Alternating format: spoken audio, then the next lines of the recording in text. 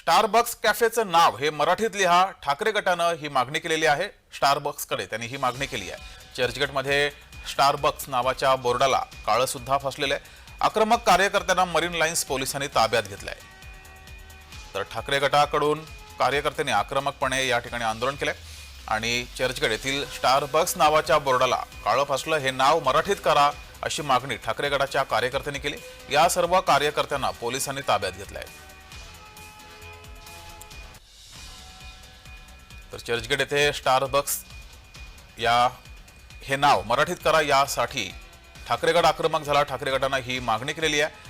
मात्र यावेळेस घोषणाबाजी करताना, आंदोलन करताना ठाकरे गटाच्या कार्यकर्त्यांना पोलिसांनी ताब्यात घेतलंय। तसंच चर्चगेट येथील स्टारबक्स येथील फ्लेक्सला, बोर्डाला काळं सुद्धा या कार्यकर्त्यांनी फसलंय। अधिक माहिती घेऊया, आपले प्रतिनिधी चेतन किर्दत आपल्या सोबत जोडलेत। चेतन, नक्कीच आपण जर पाहिलं जगदीश, तर मुंबईमध्ये सध्या आपण पाहतो आहे मराठीचा वाद जो आहे तो पुन्हा बाहेर येताना आपल्याला पाहायला मिळतो आहे। आणि यामध्ये आता प्रामुख्याने आपण जर पाहिलं तर शिवसेना उद्धव ठाकरे पक्षाचे जे कार्यकर्ते आहेत ते अग्रेसर असल्याचं आपल्याला पाहायला मिळत आहे। काही दिवसांपूर्वी मुंबईतील एका कंपनीमध्ये देखील असाच एक प्रकार घडला होता, जिथे नोकरी नाकारण्यात आली। त्यानंतर आता आपण जर पाहिलं मुंबईतील चर्चगेट परिसरामध्ये स्टारबक्स या दुकानाची पाटी जी आहे ती मराठीत नसल्यामुळे ठाकरेंच्या शिवसेनेचे पदाधिकारी जे आहेत ते आक्रमक होताना आपल्याला पाहायला मिळाले।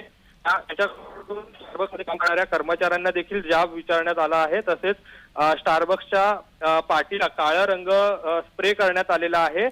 या दरम्यान या प्रकरणी ठाकरेंच्या शिवसेनेतील जे पदाधिकारी आहेत त्यांना मरीन लाईन्स पोलिसांनी ताब्यात घेतलेलं आहे। आणि अशी माहिती जी आहे ती मिळते आहे। यावर्षी होणाऱ्या महानगरपालिका निवडणुकीआधी मराठी भाषा आणि मराठी माणूस या विषयावर ठाकरेंची शिवसेना सध्या आता आक्रमक होताना आपल्याला पाहायला मिळते। जगदीश, धन्यवाद चेतन दिलेल्या माहितीबद्दल।